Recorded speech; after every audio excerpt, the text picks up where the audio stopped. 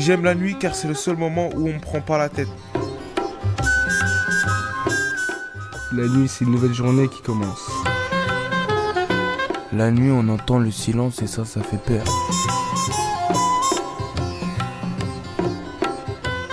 La nuit, c'est quand il y a des étoiles. Et ça commence vers minuit.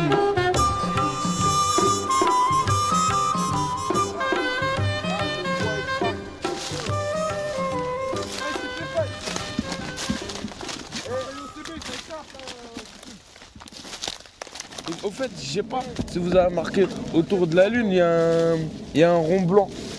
Mais c'est la lumière qui projette. Ah oui, c'est un halo lumineux. Un anneau. Un halo. Et ça y est, il y en a beaucoup des étoiles. À Paris, tu peux pas voir comme ça. C'est à cause de la pollution. Là, il y en a plein. Et en plus, moi, j'ai pas mes lunettes, j'arrive à en distinguer plusieurs. Alors, si quelqu'un qui a une bonne vue, il peut en voir plein, là. Ça, c'est beau, quand même. Elle est où la grande ours? On la voit cette heure-ci? Non. On la voit qui brille le plus. que à la mer.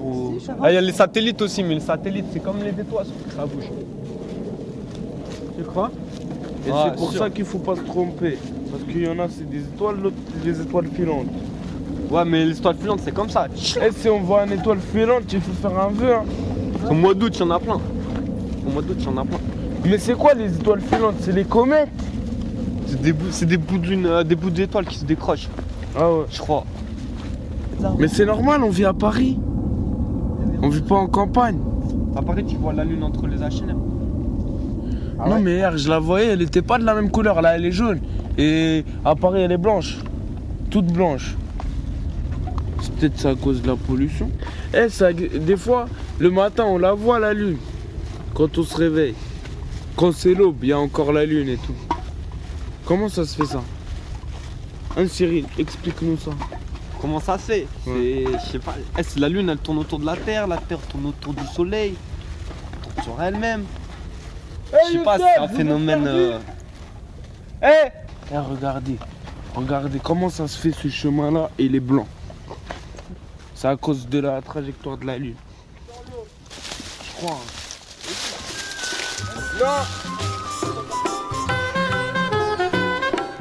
La nuit, le temps est plus court.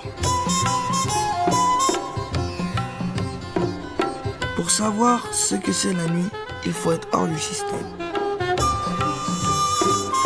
La nuit, ça réveille les souvenirs. Un soir, je vais à la cabane, celle qu'avec des copains on a construit au Belvédère. C'était dans un bois, avec des grands hectares de champs devant. J'allais rejoindre mes copains. Manque de peau, ils étaient pas là. J'attends 5 minutes et je pars. À ce moment, la nuit tombe. On ne peut pas savoir ce qu'il y a dans un bois quand il fait noir. J'entendais plein de bruits, de grillons et des bruits comme si des serpents me poursuivaient. Je pensais aux petites couleuvres, aux renards aussi. J'ai couru tout seul, j'ai eu peur. J'ai compris que même les grands pouvaient avoir peur, juste du bruit.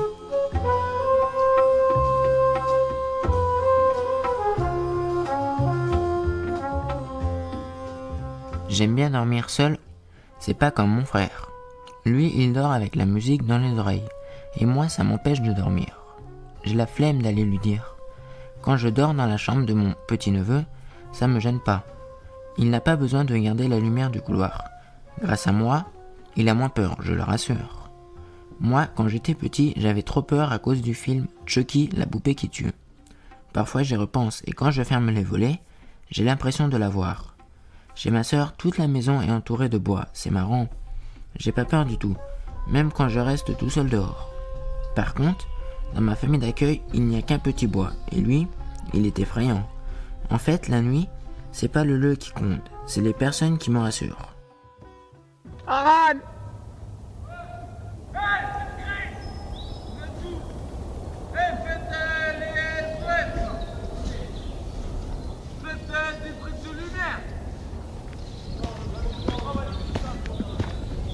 vous êtes là?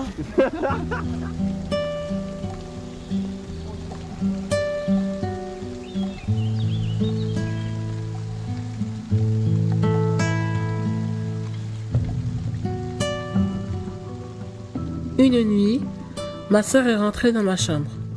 Elle a mis un magnéto pour m'enregistrer. Elle me disait que je parlais la nuit, mais je ne la croyais pas. J'étais surprise. J'étais étonnée par les bruits que je faisais et par ce que je disais.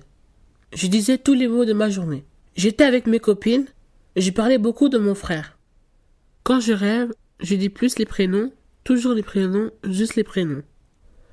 Le jour où je me suis entendue, je me demandais pourquoi je suis là, chez moi, dans le monde, pourquoi on m'a créé. Je répétais tout le temps le prénom de mon frère.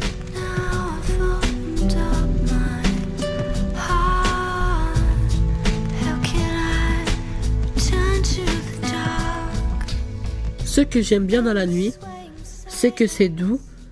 Quand je dors, je suis seule, même si on est plusieurs dans la chambre. C'est un moment pour moi pour penser. Mon plus beau rêve, c'était de voir le reflet de ma sœur que je n'ai jamais vu.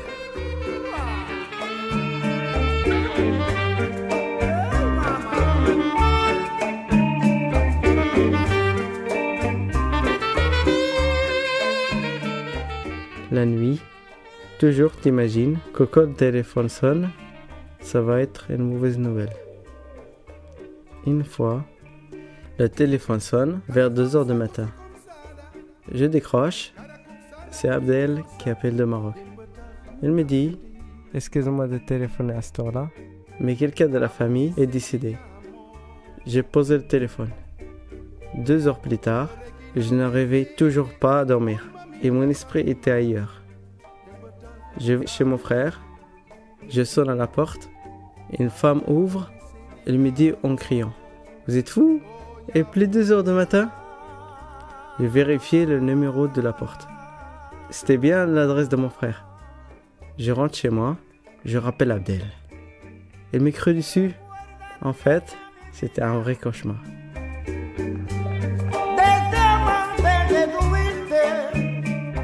La nuit, chacun la voit à sa façon. Moi, je la vois comme un pensoir. Un moment où on se pose les questions qu'on se poserait pas la journée. Moi, la nuit, si elle n'existait pas, je penserais pas.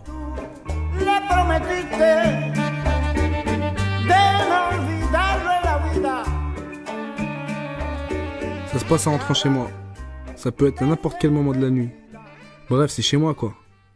Après avoir bien mangé, je me retrouve dans ma chambre, allongé sur le lit, les yeux fixés sur la télé. Et là, je commence déjà à parler tout seul. À cogiter, à penser à des tas de choses. Tout vient d'un coup. Je fais le vide dans ma tête, je prends problème par problème, j'essaie de les résoudre calmement. Je me parle, je me donne mon avis. Et je décrypte ce qui va pas. C'est mon côté psychologue de moi-même. C'est comme s'il y avait quelqu'un qui me corrigeait, sauf que ce quelqu'un-là, c'est moi. Je m'occupe de mes petits soucis à résoudre, ou je me fais des promesses à moi-même. Pour les problèmes, j'essaie de réfléchir à la place de ceux qui m'en causent. Je me mets dans la peau de chacun, j'essaie de réfléchir pareil qu'eux, et là, il y a déjà des portes qui s'ouvrent. Je me repère mieux. Ça m'aide quoi. Et le lendemain, je suis à la page. Il y a aussi les promesses. La nuit, quand je pense à quelque chose que je me sens capable de faire, ça paraît si facile, si simple, que je me sens plus fort, plus détendu. Le lendemain, c'est pas si simple que ça. J'ai un petit exemple. Une très belle fille habite 2 rues de chez moi. Elle a tellement de classe que je me suis promis de l'aborder au moins une fois. Mais elle a trop de classe pour moi. Cette nuit-là, je me suis senti tellement fort que je me suis abordé moi-même pour voir ce que ça lui ferait. Je me voyais déjà avec elle, à lui parler, chez moi. N'empêche qu'aujourd'hui, je l'ai toujours pas abordé. Comme quoi, la nuit, je perds pas l'espoir, même si la lumière du jour est assez forte pour me faire fondre. Moi et mes promesses de l'aube. Là, j'ai l'impression comment dire, de tout voir, de voir toute la terre. Pourtant, je vois que Paris, hein. Mais je sais pas, j'ai l'impression qu'il y a tout devant moi. Il y a toutes les ampoules, il y a tous les appartements. Et pourtant, il n'y a même pas chez moi, mais voilà. Et ça brille en plus. Et on voit les montées de chaleur qui font bouger les lumières, qui font onduler les lumières. Et puis derrière, tout ce que je vois d'ailleurs, de l'autre côté, qu'est-ce qu'il y a? Ça se trouve, il y a quelqu'un d'autre qui est en train de regarder là du haut du truc. C'est vrai, la nuit c'est moins banal. C'est unique. On n'en verra pas deux comme ça. Ouais, c'est beau, c'est beau. Je prends pas souvent le temps de regarder la nuit. La nuit, souvent, je sais pas. Je parle ou je dors. Mais je regarde pas la nuit. Je regarde pas les lumières.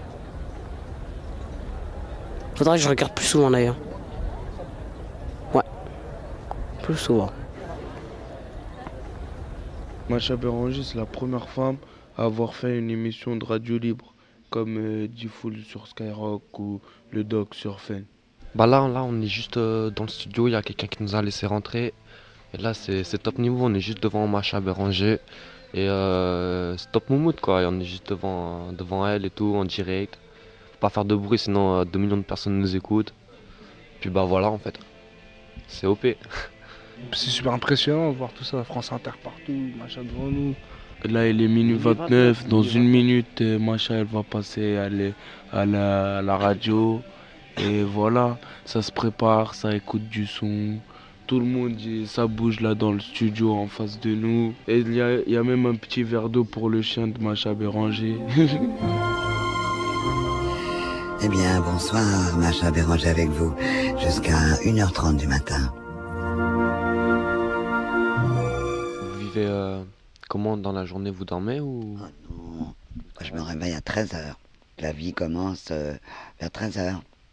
Entre 13h et 4h du matin, on fait beaucoup de choses. Et ça tombe bien, parce que j'ai horreur de me lever de bonne heure. C'est bien, vous êtes comme moi.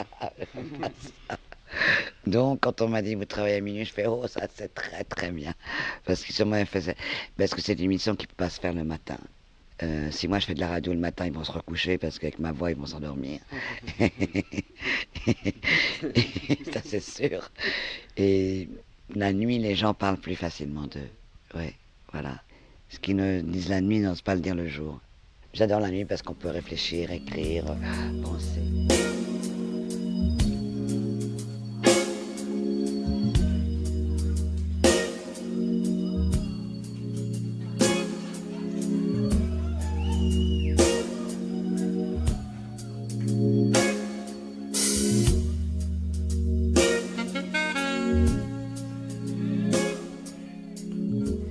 La nuit, des insomnies, ça m'envahit.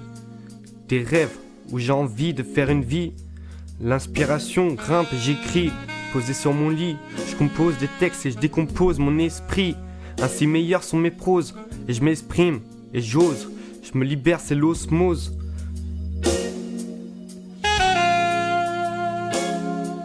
Je prends mon pied, écrire sur un bout de papier. Ma journée était longue, j'en ai chié.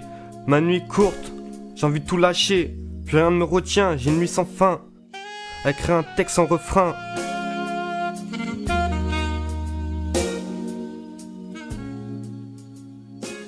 L'inspiration de la nuit, l'imagination ça se passe à minuit. Des cauchemars qui m'attaquent, avec un affolement je m'en nourris, quand d'autres les fuient. Des rêves prémonitoires, vagues et noirs. Un espoir, d'autres un désespoir, un jour les voir. Yeah.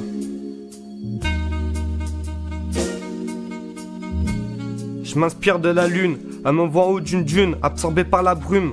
Mes nuits s'accumulent, ma solitude me brûle. Pas de rencontre sans la thune, mais sans lacune, je pose des textes qui fument.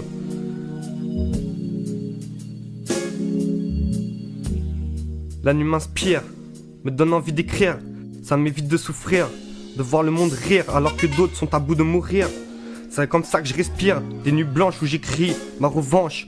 Mes journées, mes souffrances, la nuit j'ai confiance et je change de sens, ya.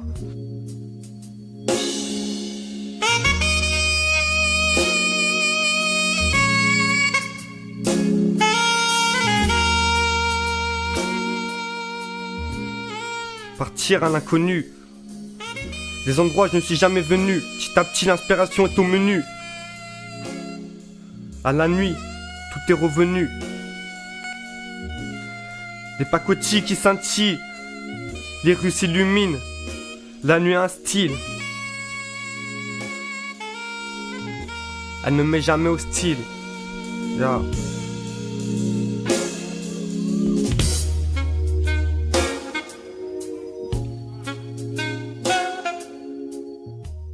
Le jour et la nuit, c'est complètement différent. Eh bien, il en est de même pour moi le jour et moi la nuit. Car une fois la nuit arrivée, je me tourne vers moi-même et je réfléchis. Je dois être seul pour réfléchir. Je pense plus à moi-même. Le jour, je parle beaucoup. La nuit, je suis plus silencieux. Dans la vie, je suis quelqu'un de réservé.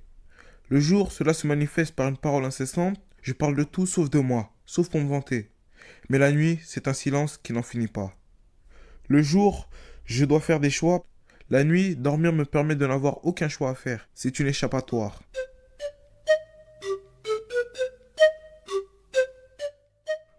La nuit, ça peut être un jardin d'enfants.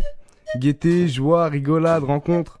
Tiens, par exemple, hier, on s'est tapé des barres parce qu'on se racontait des histoires du bled. Par contre, la nuit, où ça rigole, où ça part en vrille. Alors c'est le rendez-vous des bandits. Ça parle de sous, de dettes, de sorties en boîte ou de prison. Ça boit, ça fume. Il y a même des toxicos qui s'embrouillent pour 2-3 feuilles OCB. On sait jamais quand ça va dégénérer. Suffit qu'il y en ait un qui pousse un premier coup de gueule, que ça énerve les autres, et c'est parti pour une nuit d'embrouille. Les deux faces de la nuit sont sur une balance. En sortant de chez nous, on sait jamais comment ça va se passer.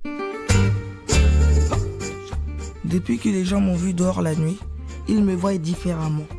Même les gens de ma famille. Le soir, ils te reconnaissent plus. Parce que la nuit, c'est pas fait pour les enfants. C'est fait pour ceux qui font des trucs illégaux, dans la tête des autres. La seule solution pour changer ça, c'est plus être hors système et ne plus sortir la nuit. Sauf que moi, j'aimerais que les gens aient la même image de moi, le jour comme la nuit.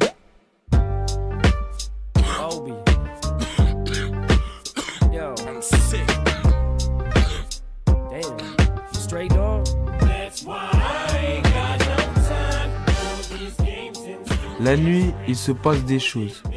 C'en est passé pour moi. Par exemple, un soir, je suis parti à Marseille, en fugue, et je dormais dehors sur l'herbe. Toutes les 30 minutes, le tuyau d'arrosage se mettait en route et ça me réveillait. C'était une nuit horrible. Pourtant, j'aime sortir la nuit. Il y a plein de lumière et je trouve que c'est plus beau. Par exemple, les tours HLM ne deviennent que des petites lumières, alors que le jour, on voit que c'est sale.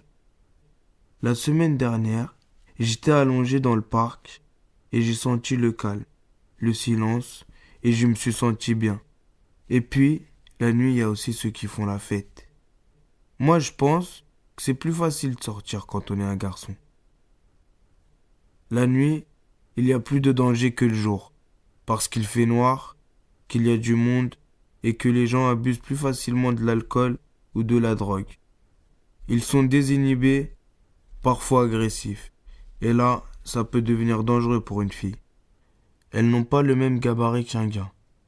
Elles sont plus petites que nous. Je pense que ça fait longtemps que les filles ont moins de liberté pour sortir, que c'est instauré dans les règles de vie. Ça fait plusieurs générations que la nuit appartient aux garçons.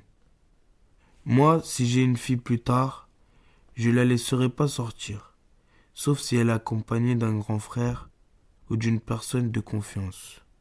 En fait, j'aurais peur pour elle.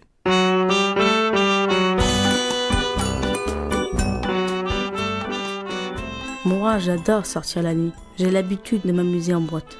En ce moment, je ne peux plus, parce que ma copine qui est parmi n'est plus là. Alors, je suis obligée de me calmer, parce que c'est fatigant à force de beaucoup sortir.